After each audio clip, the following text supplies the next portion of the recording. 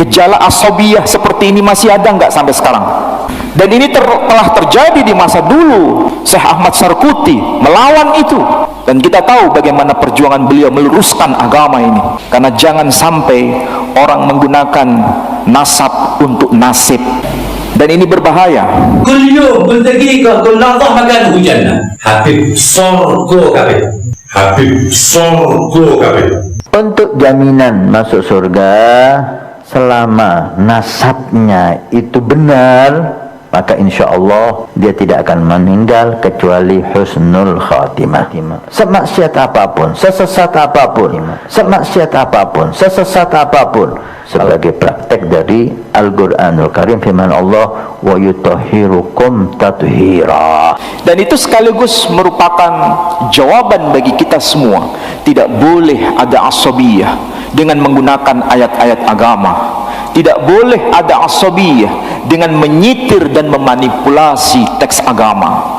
Dan Quran sudah menyebutkan itu. Kalau Anda ingin selamat memilih satu akidah usul, ikuti akidah Yaman dan Syam. Ikuti bimbingan ulama Yaman dan ulama Syam. Ahlul Bait Mustafa, keluarga anak cucu Nabi Muhammad, mereka adalah orang-orang yang suci. Dalilnya apa? Qala Allah Ta'ala, Allah berfirman dalam Al-Quran, innama yuridullah liyudhib ankumur rijsa ahlal bait wa yutahhirukum tathira. Agama kita ini agama yang lurus. Agama kita ini agama yang diterima oleh manusia modern. Tidak ada kasta dalam Islam. Tidak ada mana urutan pertama yang mulia, mana urutan kedua yang tidak mulia. Semua sejajar. Ente ngikuti Al-Quran tapi nggak ngikuti habaib Ahlul Bait Nabi, ente juga sesat. Jadi fadilahnya mereka Ahlul Bait itu bukan karena pengultusan, itu karena nas Al-Quran dan nas hadis. Yang mengingkari fadail Ahlul Bait berarti mengingkari nas, bisa kufur. Dan Nabi sendiri yang mengajarkan. Bahkan Nabi sendiri berkata, seandainya Fatimah mencuri, maka aku akan yang memotong tangannya sendiri. Ini Nabi Shallallahu Alaihi Wasallam. Dan ini adalah spirit Quran. Bukankah anak putra seorang Nabi, anak atau putra seorang Nabi yang bernama Nuh, tenggelam di samudra yang luas? Kenapa? Karena tidak ada iman pada dirinya, meskipun dia nasabnya nyambung kepada Nabi Nuh. Tapi selain Ahlul Bait, hendaknya husnudzan. Husnudzan kepada nasab yang mulia ini, mengambil ayat Al-Quran, innama yuridullah liyudhiba ankumur rijsa ahlul bait wa yutahhirukum tathira. Allah ingin mensucikan kamu wahai Ahlul Bait dan membersihkan kejelekan kamu dan mensucikan sesuci-sucinya. Enggak mungkinlah setelah Allah mensucikan akan dimasukkan neraka. Bukankah ini adalah ayat yang jelas termaktub dalam Al-Quran? Jadi yang ditegaskan bukan nasabnya, tapi yang ditegaskan adalah imannya. Itulah landasan kita dalam beragama. Makanya sejak awal Nabi Shallallahu Alaihi Wasallam mengatakan itu. Hormati, sayangi, cintai anak keturunan Nabi Muhammad Sallallahu Alaihi Wasallam, yaitu para habaib. Bahwa ketika sesuatu teks agama telah dimanipulasi, ketika teks agama terdistorsi dari maksud yang sebenarnya, maka Quran meluruskan itu. Ma in tamassaktum bihima lan tadillu ba'di. Semenjak kamu masih berpegang dengan dua hal ini, kamu nggak akan sesat, nggak keliru. Kitabullah wa itrati, Al-Quran dan keluarga Nabi Muhammad SAW. Yang dipesan dengan Nabi kalau dijamak ini dua hadis, Al-Quran, hadis dan Ahlul Bait. Al-Quran, hadis dan habaib. Tetapi ketika kita bedah makna di balik itu semua, baru kita serius memahami ternyata di situ ada tujuan. Quran meluruskan itu supaya tidak ada lagi upaya-upaya memanipulasi teks agama. Jujur seharusnya kita berkata, bukankah agama sekarang ini sudah mengalami manipulasi? Kita pasti sepakat bersama, iya, ada oknum-oknum yang memanipulasi agama. Ada satu pimpinan rumah sakit Ainus Shams. Ini orang soleh. Setiap malam Jumat mimpi bertemu dengan Rasulullah. kalau penduduk Baghdad bertawassul dengan Sayyidi Syekh Abdul Qadir Al-Jailani, diijabah oleh Allah tidak sampai 1 detik, maka penduduk Bogor khususon umuman masyarakat Indonesia ketika bertawassul dengan Imam Al-Qutub Al-Habib Abdullah bin Muhsin Al-Attas tidak kalah cepat ijabahnya, saudara-saudara. Disitulah fungsi agama. Agama itu bukan memenjarakan kita, agama itu membebaskan kita, agama itu penegak keadilan, dan agama itu memanusiakan manusia itu sendiri. Innama yuridullah liyudhiba ankumur rijsa ahlal bait. Sesungguhnya kata Allah Subhanahu wa taala, Allah selalu berkehendak, enggak pernah berhenti, yuridu fi'il mudhari, enggak pernah berhenti Allah taala untuk membersihkan kotoran dari zahir maupun batin dari keluarga Nabi Muhammad ahlul bait. Kalau dibersihkan berarti memang kotor. Ahlul bait itu bukan nabi, habaib itu bukan rasul, makanya ya ada dosanya, ada kotorannya. Ketika sesuatu menyimpang dari Al-Quran, berarti ini ada sesuatu yang telah mensabotase teks agama. Ketika ada yang mensabotase teks agama, kita harus jeli, jangan sampai terjadi seperti bapak nenek moyang kita terdahulu mengalami itu. Nabi berkata, sampaikan kepada umatku, siapa yang punya hajat, ingin hajatnya diterima oleh Allah, ziarah kepada si fulan, yaitu adik yang tadi menerima 3 helai rambut Nabi. Tidak ada bedanya antara kalian yang Arab atau yang bukan Arab. Tidak ada bedanya antara kalian yang kulit putih dan yang kulit hitam. Dan tidak ada bedanya antara kalian yang orang merdeka dan orang yang sebagai budak sahaya. Mulai hari ini perbudakan dihapuskan. Itulah risalah Islam. Bahwa seorang syarif yang jahil, seorang sayyid yang jahil, tidak mempunyai ilmu agama, lebih afdal, lebih mulia di sisi Allah dibandingkan 70 orang yang alim. Maka sekarang tidak boleh ada kasta lagi. Mulai sekarang tidak boleh ada yang menjadikan kita sebagai status budak itu. Apalagi budak spiritual, nggak boleh. Semua kita sama. Wah, itu doktrin itu. Ya sudah, terserah. Saya ngajak yang baik. Ente mau katakan doktrin atau apa? Oh, nanti kamu akan menjadi budak-budak, jongos-jongos. Allah berkata apa? Tidak pernah berhenti untuk membersihkan kotoran semua habaib yang ada di dunia.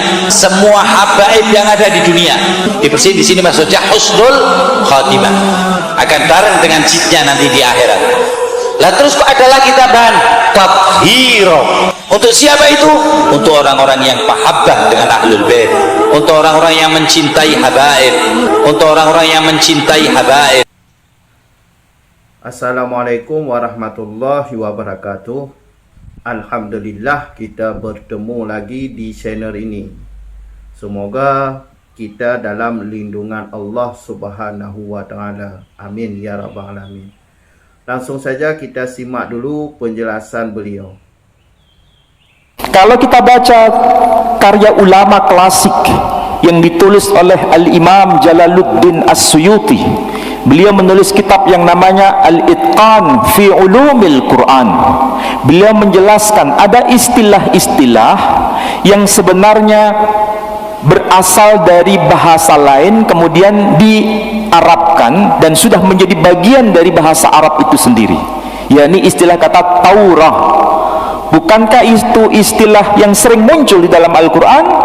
Ya, bukan hanya itu, ada istilah Injil, ada istilah Zabur, ada istilah Taurah. Taurah sejajar dengan istilah Torah. Di dalam Al-Quran, Taurah itu disebut juga nur, artinya cahaya. Sedangkan istilah Torah itu diambil dari kata or. Or dalam bahasa Ibrani artinya cahaya. Sedangkan posisi saya di sini yang mengajar disebut sebagai moreh, orang yang mengajarkan itu. Bendanya disebut Torah, sifatnya or, cahaya, tindakan mengajar disebut yara. Dari sisi bahasa kelihatan ada kedekatan makna. Tora, or, yara, more. Ini kajian kebahasaan.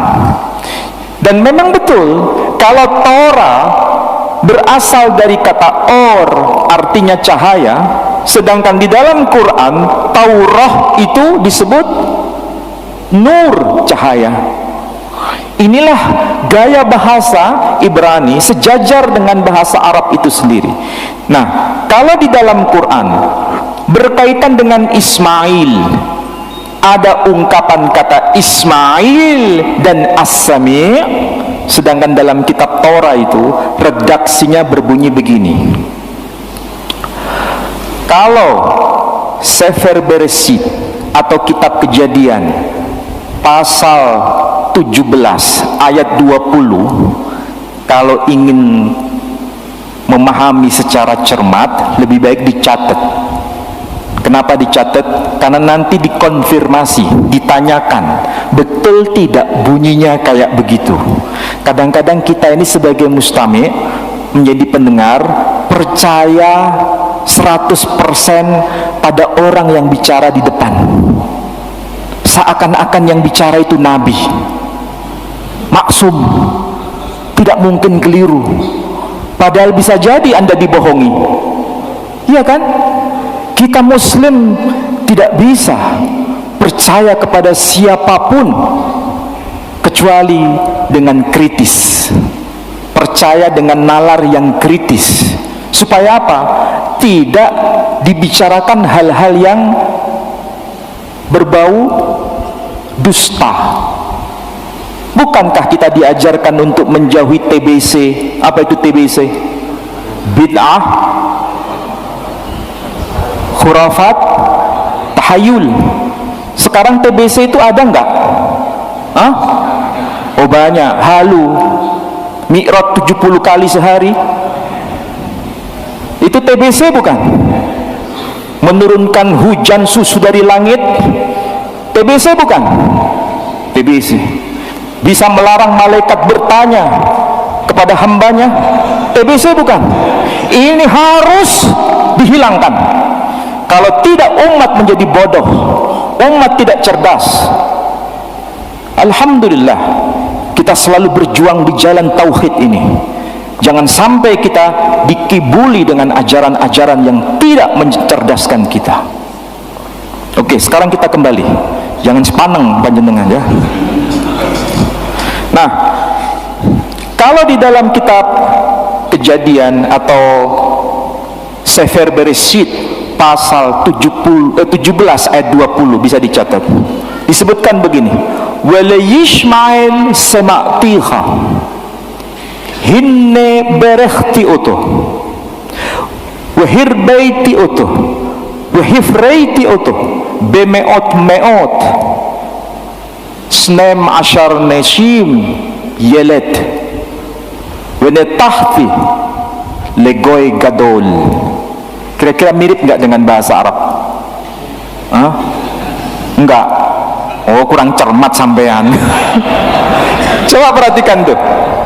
Wala Yismail sema'tiha, wala Yismail sema'tiha, artinya dan tentang Ismail aku telah mendengarkan permintaanmu. Ini ucapan Tuhan kepada Ibrahim alaihissalam. Tuhan menurut mereka bicara kepada Ibrahim, dan Tuhan berkata kepada Ibrahim, mereka menyebut Abraham, wali Ismail sema'tiha, dan tentang Ismail sema'tiha, sema' bahasa Arabnya sami'ah, sama, sema'tiha, aku telah mendengarkan permintaanmu. Hinne berehti oto, aku memberkati dia. Wahirbaiti oto, dan aku akan memperbanyak keturunannya. Wahifraiti oto, dan aku akan melipat gandakan keturunannya sebanyak-banyaknya. Senem asyar neshim, ada 12 neshim. Saya tidak terjemahkan neshim itu apa.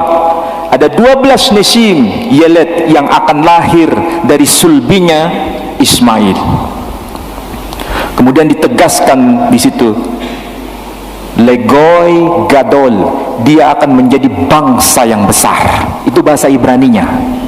Oke. Sekarang kalau kita tidak mengerti bahasa Ibraninya, sekarang kita bisa membaca dokumen lain yang dalam bahasa Arab, ditulis dalam bahasa Arab, dipakai di kalangan tradisi Arab, bukan Arab Musta'ribah, tapi dipakai di kalangan Yahudi Musta'ribah.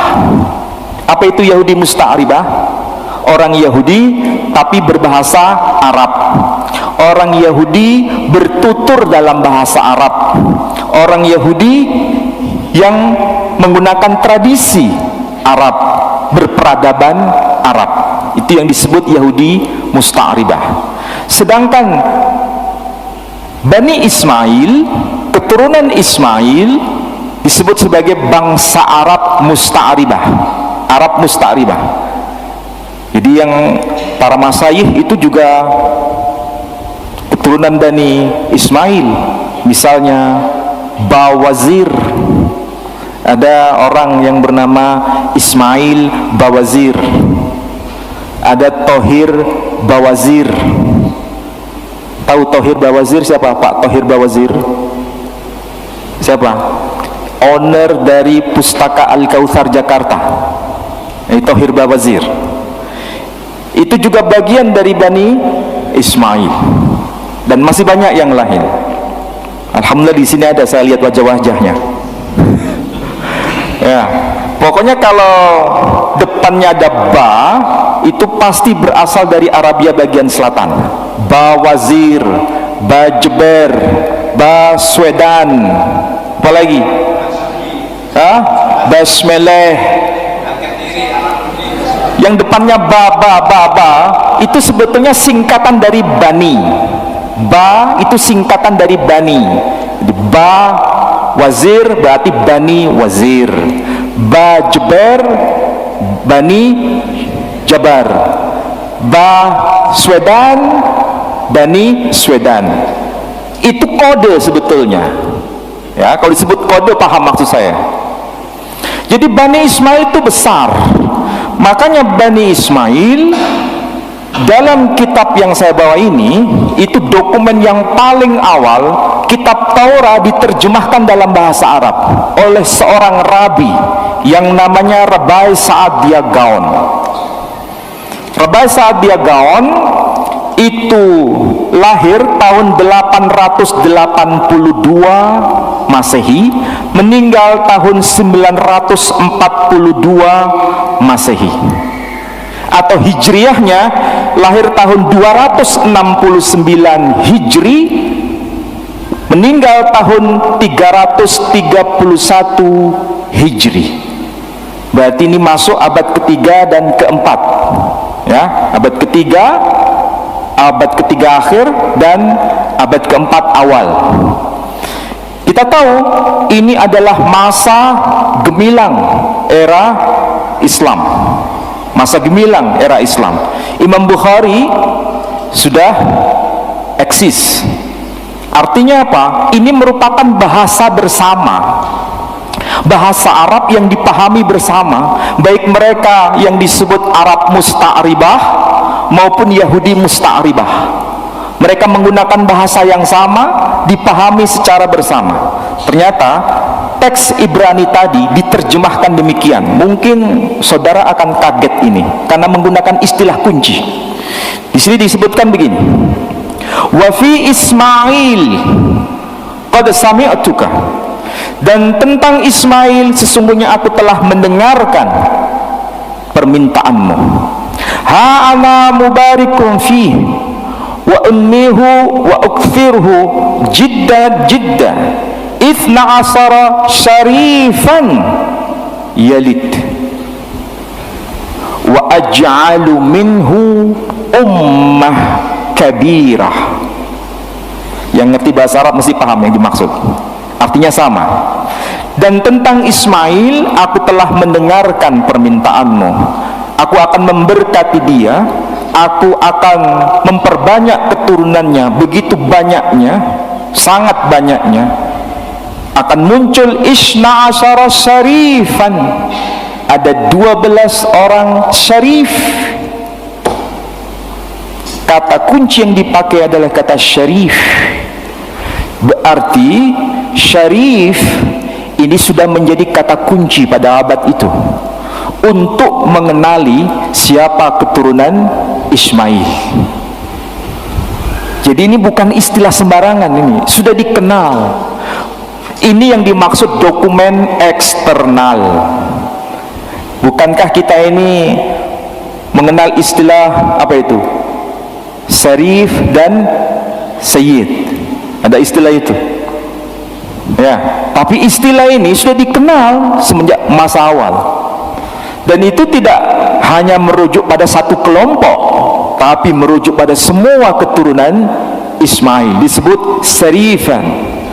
Waj'alu minhu ummah kabirah, dan aku akan menjadikan dia menjadi satu ummah yang besar, sama seperti di dalam teks Quran menjadi ummatan muslimatan lak, menjadi satu ummah yang juga bertaslim kepadamu. Jadi sebenarnya Al-Quran ini menegaskan tokoh besar dari keturunan Ibrahim melalui Ismail itu memang sangat ditunggu, sangat ditunggu. Itulah sebabnya Rasul Muhammad sallallahu alaihi wasallam yang jaraknya jauh dengan kehidupan Ibrahim, jaraknya jauh dengan kehidupan Ismail, itu beliau ditunggu-tunggu sekian abad oleh mereka. Tapi mereka itu karena asobiyah, tahu asobiyah, merasa paling unggul, merasa paling mulia, mereka ingin Muhammad sallallahu alaihi wasallam itu lahir dari kalangan mereka. Makanya kelahirannya ditunggu-tunggu sampai mereka keluar dari Palestina menuju tanah Makkah. Kenapa mereka jauh-jauh dari Palestina sampai migrasi ke wilayah Makkah? Bahkan mereka juga migrasi ke kawasan Madinah. Kenapa? Bukankah itu tanah yang sangat jauh dari kehidupan mereka? Kenapa mereka datang ke situ, bahkan beranak pinak di situ? Apa tujuannya? Bukan sekedar mencari mata pencaharian, tapi menyongsong kelahiran tokoh besar ini yang mereka ingin berasal dari kalangan Bani Israel, meskipun lahir di tanah Arab. Mereka tahu bahwa pribadi ini nanti lahir di kawasan Arab itu, tapi mereka ingin harus berasal dari kalangan Bani Israel. Disinilah tercatat, dokumen ini tercatat di dalam kitab Sirah Nabawiyah li Ibn Hisham. Beliau juga wafat tahun 150 Hijri. Supaya panjenengan semua paham yang saya maksud begini, ini bangsa merasa diri paling mulia, ini bangsa merasa dirinya paling unggul, maka mereka ingin bahwa sang tokoh nanti itu muncul dari kalangan mereka meskipun lahir di tanah Arab. Makanya mereka migrasi jauh-jauh, karena tujuannya begitu, sampai berani mengubah kitab Taurat sendiri. Al-Quran menegaskan. Tadi khutbah saya kalau dicermati, panjenengan semua pasti punya clue-nya. Clue itu apa? Ada satu tanda di situ. Apa yang diucapkan Nabi Ibrahim alaihissalam? Nabi Ibrahim berkata di dalam surah Ibrahim ayat 39, Alhamdulillahilladzi wahaba li 'alal kibari Ismail wa Ishaq inna rabbi lasami'ud du'a. Segala puji bagi Allah yang telah menganugerahkan kepadaku di masa yang sangat tua. 'Alal kibari, anugerah apa itu? Masa tua adalah masa yang mendekati kematian, bukan masa yang jauh dari kematian.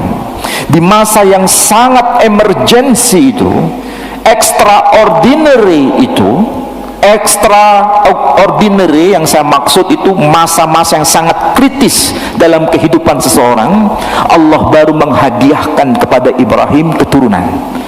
Di situ disebutkan Ismaila wa Ishaqa, yakni Ismail dan Ishaq. Inna Rabbi lasami'ud du'a, sesungguhnya Tuhanku maha mendengar atas doa yang dipanjatkan. Perhatikan redaksi Quran tuh. Kadang kita berpikir begini, termasuk saya, kenapa ayat Quran itu tidak berbunyi begini? Alhamdulillahilladzi wahaba li 'alal kibari Ishaqa wa Ismaila inna Rabbi lasami'ud du'a. Kenapa redaksinya tidak berbunyi begitu? Karena di sini ada tujuan, bukan sekedar menyebutkan dua nama, tapi dua nama ini yang awalnya benar kemudian dimanipulasi hanya demi kepentingan kelompok tertentu dari kalangan Bani Israel sampai berani mengubah agama. Kalau kita sadar ayat ini disebutkan Ismail dan Ishak, memang betul Ismail putra Ibrahim, dan memang betul Ishak putra Ibrahim, ya. Tetapi Quran itu hanya menegaskan sekedar urutan kelahiran, bukan urutan kemuliaan. Kenapa Ismail diletakkan di depan? Karena Ismail putra pertama. Kenapa Ishak diletakkan di belakang? Karena Ishak putra kedua. Hanya sekedar urutan kelahiran, tidak lebih dari makna itu.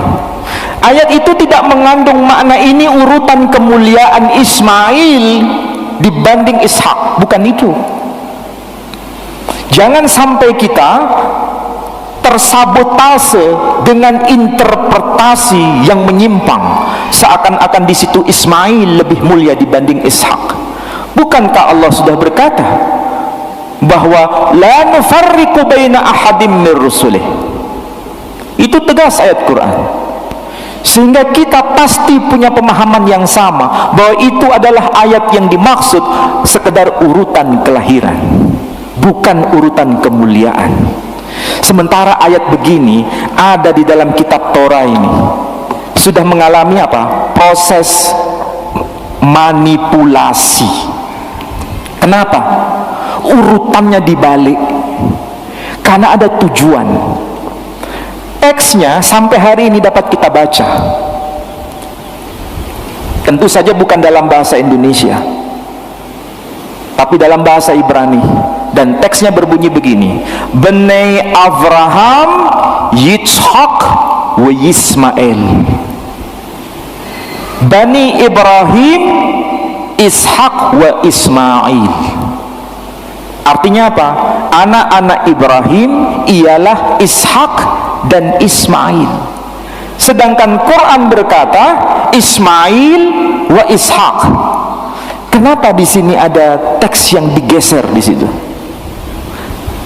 Kenapa Ismail diletakkan di urutan belakang, sedangkan Ishak diletakkan di urutan di depan? Bukankah mereka sendiri tahu bahwa Ishak adalah putra kedua dari Ibrahim? Bukankah mereka tahu Ismail adalah putra pertama dari Ibrahim? Tapi kenapa redaksinya tersusun Ismail di belakang, Ishak di depan? Karena mereka punya tujuan bahwa Ishak lebih mulia dibanding Ismail, maka nama itu digeser sehingga kita bisa tahu siapa yang dikorbankan oleh Ibrahim. Menurut mereka Ishak. Ayat ini juga menegaskan wa yomer Elohim, Tuhan berkata kepada Ibrahim, kahna et binha et yikhidha asher ahafta et Yitzhak. Ambillah putramu satu-satunya, wahai Ibrahim, ambillah putramu yang satu-satunya itu, yang amat engkau cintai, yakni Ishak. Di sini jelas ada tujuan, ada motif bahwa Ishak memang lebih mulia dibanding Ismail, makanya diletakkan di depan. Gejala seperti ini, gejala asabiyah seperti ini masih ada nggak sampai sekarang? Siapa mereka? Nggak perlu saya jawab. Dan ini telah terjadi di masa dulu. Syekh Ahmad Sarkuti melawan itu, dan kita tahu bagaimana perjuangan beliau meluruskan agama ini. Karena jangan sampai orang menggunakan nasab untuk nasib, dan ini berbahaya. Agama kita ini agama yang lurus, agama kita ini agama yang diterima oleh manusia modern. Tidak ada kasta dalam Islam, tidak ada mana urutan pertama yang mulia, mana urutan kedua yang tidak mulia. Semua sejajar. Dan Nabi sendiri yang mengajarkan. Bahkan Nabi sendiri berkata, seandainya Fatimah mencuri, maka aku akan yang memotong tangannya sendiri. Ini Nabi SAW. Dan ini adalah spirit Quran. Bukankah anak putra seorang Nabi, anak atau putra seorang Nabi yang bernama Nuh, tenggelam di samudra yang luas? Kenapa?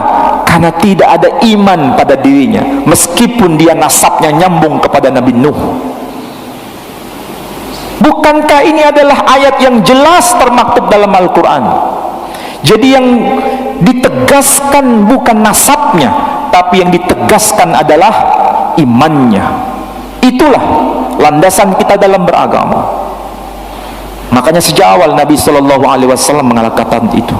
Seperti yang sudah saya jelaskan tadi, Al-Quran itu merupakan sebuah panduan bagi kita, bahwa ketika sesuatu teks agama telah dimanipulasi, ketika teks agama terdistorsi dari maksud yang sebenarnya, maka Quran meluruskan itu.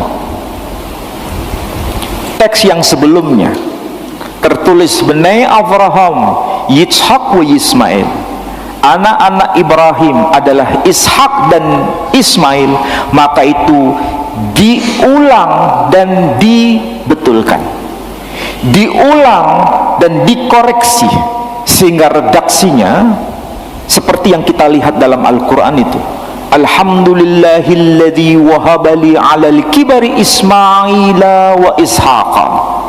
Jadi diletakkan Ismail di urutan pertama, baru kemudian Ishak di urutan kedua, untuk memberi penegasan ini sekedar urutan kelahiran, bukan urutan kemuliaan. Yang sebelumnya telah dimanipulasi dengan makna urutan kemuliaan, meskipun mereka tahu sebenarnya urutan kelahiran pertama merujuk pada Ismail, urutan kelahiran kedua merujuk pada Ishak. Itulah dahsyatnya Quran. Dan itu sekaligus merupakan jawaban bagi kita semua. Tidak boleh ada asabiyah dengan menggunakan ayat-ayat agama. Tidak boleh ada asabiyah dengan menyitir dan memanipulasi teks agama. Dan Quran sudah menyebutkan itu. Bagi kita yang awam barangkali tidak paham itu semua. Karena apa? Hanya sekedar urutan. Apa bedanya Ismail diletakkan di depan dan Ismail diletakkan di belakang? Apa bedanya? Awam tidak begitu paham. Tetapi ketika kita bedah makna di balik itu semua, baru kita serius memahami. Ternyata di situ ada tujuan. Quran meluruskan itu supaya tidak ada lagi upaya-upaya memanipulasi teks agama. Jujur seharusnya kita berkata, bukankah agama sekarang ini sudah mengalami manipulasi? Kita pasti sepakat bersama, iya, ada oknum-oknum yang memanipulasi agama. Bahkan Rasul sallallahu alaihi wasallam datang bertujuan untuk meluruskan itu. Ketika Taurat diselewengkan oleh para rabi, maka Allah mengutus seorang nabi, nabi besar dari kalangan mereka sendiri, yakni Nabi Isa alaihissalam, dan beliau mengkritik para rabi itu. Ketika ajaran Nabi Isa alaihissalam disampaikan kepada umatnya, kemudian dimanipulasi pada masa-masa berikutnya, maka muncul seorang utusan baru yang bernama Muhammad sallallahu alaihi wasallam. Disitulah fungsi agama. Agama itu bukan memenjarakan kita, agama itu membebaskan kita, agama itu penegak keadilan, dan agama itu memanusiakan manusia itu sendiri. Sebagai penutup, kembalilah pada ajaran Islam ini, dan Islam itu benar-benar berpatokan pada Al-Quranul Karim. Ketika sesuatu menyimpang dari Al-Quran, berarti ini ada sesuatu yang telah mensabotase teks agama. Ketika ada yang mensabotase teks agama, kita harus jeli, jangan sampai terjadi seperti bapak nenek moyang kita terdahulu mengalami itu. Sebagai penutup ingin saya jelaskan, iblis tahu karakter Adam. Adam itu sangat begitu dekat dengan Tuhannya, maka supaya Adam tergelincir, maka ucapan Tuhan itu dimanipulasi. Siapa yang memanipulasi? Iblis sendiri.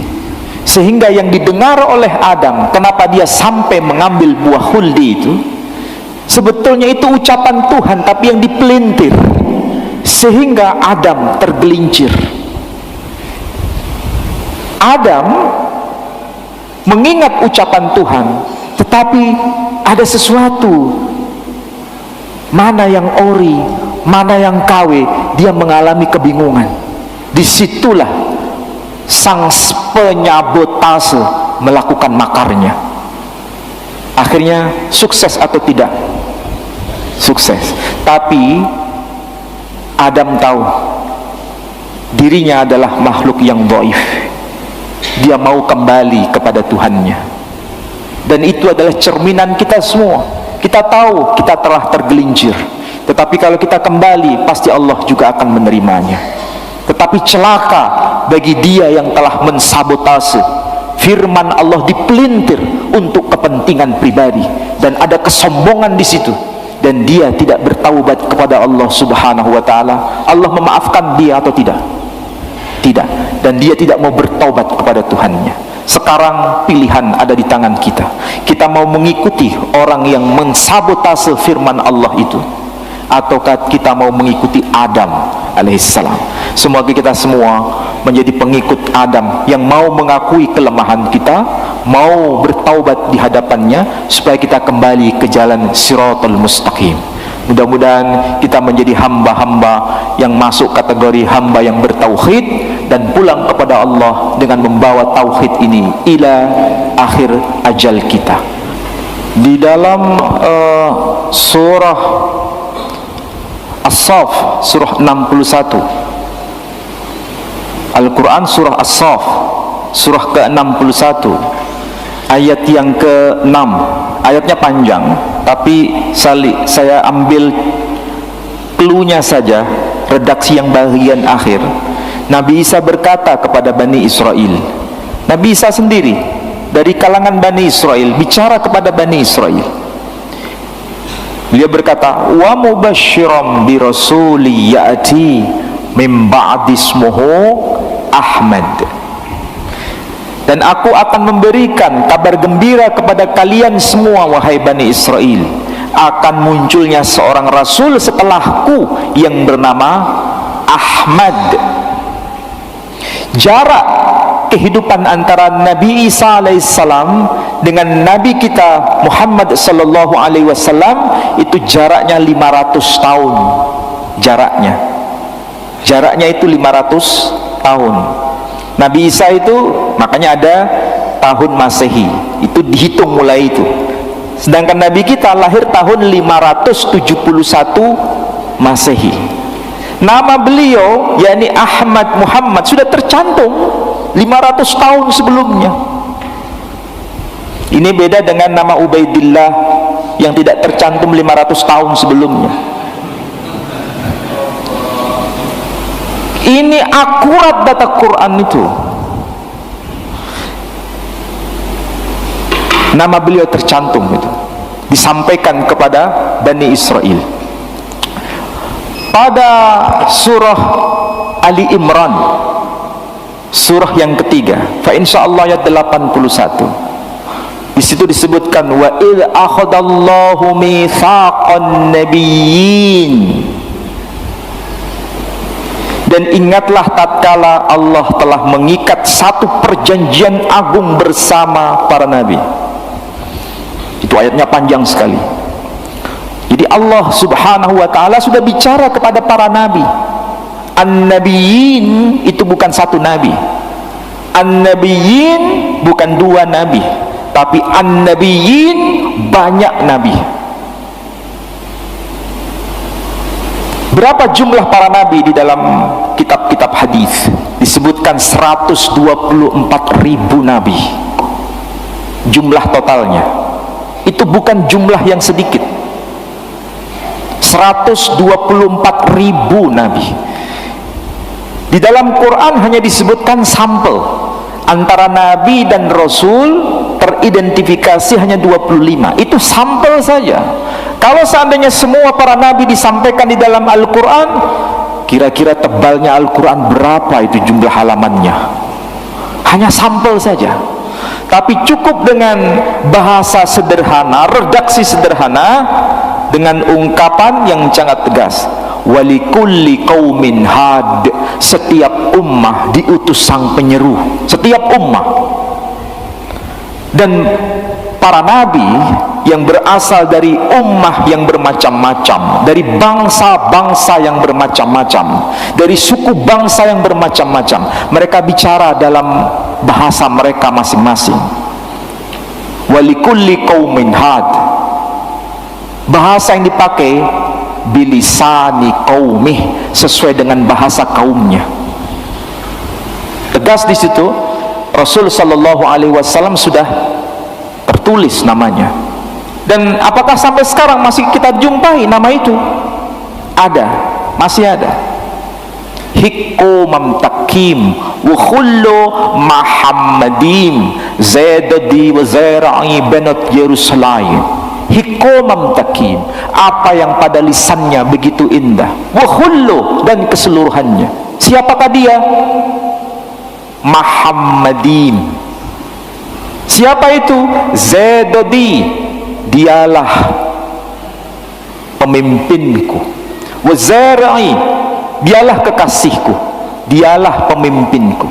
Benat Yerusalem, saksikan wahai putri-putri Yerusalem. Siapa yang berkata begitu? Nabi Sulaiman alaihissalam. Nabi Sulaiman itu pemimpin. Orang Yahudi menyebutnya sebagai Malach Shlomo, Raja Sulaiman. Tapi dia berkata Muhammadim Zaidodi wa Zaira'i. Muhammadim, dialah kekasihku, dialah pemimpinku. Maka kita sebagai ummah Nabi Muhammad sallallahu alaihi wasallam seharusnya mengikuti teladan Nabi Muhammad sallallahu alaihi wasallam yang melanjutkan risalah Nabi Ibrahim alaihissalam. Itulah sebabnya kita harus selalu bersalawat dalam salat kita. Allahumma salli ala Muhammad wa ali Muhammad kama sallaita ala Ibrahim wa ali Ibrahim ila akhirih. Ya, itu penting. Dan barangkali ini pertanyaan terakhir, saya berikan clue-nya saja. Kita yang ada di sini disatukan dalam satu akidah yang sama. Apakah kita ada yang dari kalangan Bani Ismail atau bukan dari kalangan Bani Ismail, duduk bersama mengikuti risalah yang sama. Dan itu membahagiakan kita semua. Nabi pada masa awal risalah telah menegaskan, tidak ada bedanya antara kalian yang Arab atau yang bukan Arab. Tidak ada bedanya antara kalian yang kulit putih dan yang kulit hitam. Dan tidak ada bedanya antara kalian yang orang merdeka dan orang yang sebagai budak sahaya. Mulai hari ini perbudakan dihapuskan. Itulah risalah Islam. Dan kita bahagia dengan risalah itu. Dan risalah Islam ini telah diadopsi dalam piagam PBB. Maka perbudakan dihapuskan sampai selama-lamanya. Siapa yang punya kontribusi itu? risalah Islam di bawah tangan Nabi kita Muhammad sallallahu alaihi wasallam. Maka sekarang tidak boleh ada kasta lagi. Mulai sekarang tidak boleh ada yang menjadikan kita sebagai status budak itu. Apalagi budak spiritual, nggak boleh. Semua kita sama. Oke? Mudah-mudahan ini manfaat untuk kita semua. Kita harus bangkit untuk menegakkan risalah tauhid ini. Jangan sampai suara kebenaran itu dibungkam. Saya tidak bisa bersuara di ruangan tertutup. Saya harus bersuara di ruangan terbuka, walaupun harus menanggung risiko itu. Bagi saya itu tidak penting, walau harus dihina oleh siapapun. Saya tetap berjalan siratal mustaqim. Saya akan tetap kumandangkan itu. Mudah-mudahan ini manfaat bagi saudara-saudara. Dan saya akhiri dengan doa penutup majlis. Subhanakallahumma wa bihamdika asyhadu an la ilaha illa anta astaghfiruka wa atubu ilaik. Assalamualaikum warahmatullahi wabarakatuh. Alhamdulillah telah kita dengar dari suplikan sampai habis. Ini sangat berbahaya nih. Rais Am. Kalau menurut saya ini orang ini nggak ada ilmu. Apa itu? Nggak paham. Saya ini belajar dari kitab Matan Takrib, kitab dasar Matan Takrib di pesantren Matan Takrib. Kemudian kelas 2 naik Bajuri. Kemudian I'anatul Talibin. Kemudian Mahali dan seterusnya, kitab lain. Jadi kitab yang saya belajar itu bukan dari kalangan Ba'alawi, bukan dari Yaman. Jadi nggak ada ceritanya dari Yaman tuh, nggak ada. Soal ulama tarim itu banyak jasanya. Kalau nggak ada ulama tarim, kita nggak tahu kitab-kitab karangan dari ulama-ulama Imam Syafi'i. Kami tahu bukan dari mereka habaib. Jadi walaupun umur beliau itu sudah tua, tapi nggak paham nih. Kalau anda yang belajar kitab tarim, ya bilang anda jangan framing semuanya, nggak ada, semuanya nggak ada tuh. Nggak ada, jasa habaib nggak ada tuh. Kemudian satu lagi ini Buya Yahya. Ini akibat kuliah di Tarim sama Ustaz Abdul Samad tu. Kuliah di Tarim tu. Jadi membangga-banggakan Tarim. Jadi kalau kuliah di Tarim ya akhirnya jadi budak tu. Jadi budak. Jadi budak, bukan pandai, enggak pandai, jadi budak. Enggak usah ke Tarim.